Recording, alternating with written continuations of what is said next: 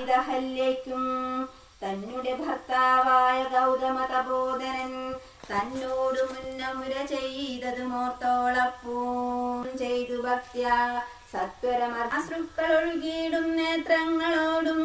സന്താപം തീർന്നു ദണ്ഡ നമസ്കാരവും ചെയ്താൾ ചിത്തകാമ്പിങ്കലേറ്റം വർദ്ധിച്ച ഭക്തിയോടും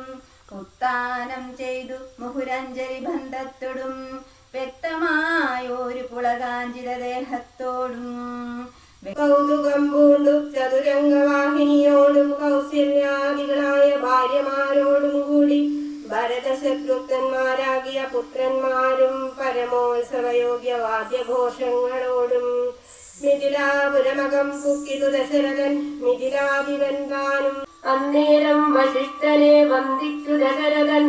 ദുർനിമിത്തങ്ങളുടെ കാരണം ചൊൽകന്നാൽ മന്നവ കുറഞ്ഞൊരു ഭീതിയുണ്ടാകുമെപ്പോ പിന്നീട് ഭയവുമുണ്ടാമെന്നറിഞ്ഞാലും